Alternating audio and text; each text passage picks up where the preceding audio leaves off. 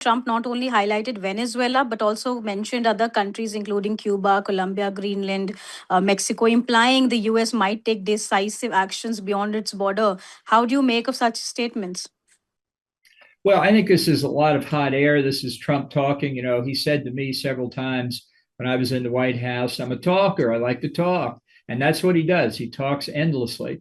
The different situations he mentioned really are distinct from one another. I think Cuba is the most important to focus on because the government, the post Castro regime in Havana, is very worried that if the Maduro regime falls, their regime might be next. And I think they're right to be afraid. These two countries depend on one another. They're mutually reinforcing, along with the Ortega regime in Nicaragua. I called them the troika of tyranny in the Western Hemisphere in Trump's first term. And if there, as these three governments lean on one another, if one of them collapses, the other two could collapse too.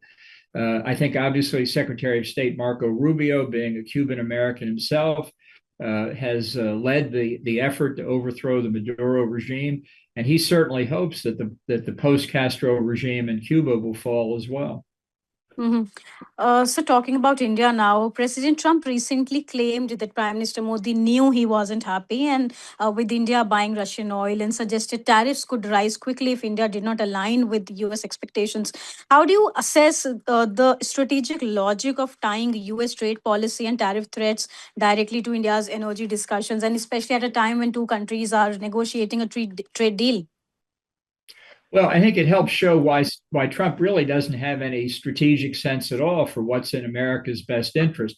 Talking about taking over Greenland is contributing to disarray within the NATO alliance and really could cause it permanent damage at a time when we're faced with an enormous threat from China and its hegemonic aspirations all along its Indo-Pacific perimeter. We need to be working with India, with Japan, with South Korea, with Taiwan, with others against that threat. But Trump is just obsessed with these tariffs and the sale of oil, and yet he has added a tariff to India, but not a tariff to China, which purchases considerably more Russian oil, or to other countries like Turkey that purchases a lot of Russian oil. So I think it's caused real trouble in the U.S.-India relations. I think it's a self-inflicted wound by Trump himself. And I wish there were some way we could get him and Modi talking directly again and see if they could find a solution. I think Trump believes he has a very good personal relationship with Modi, and maybe that's a way to get this crisis behind us.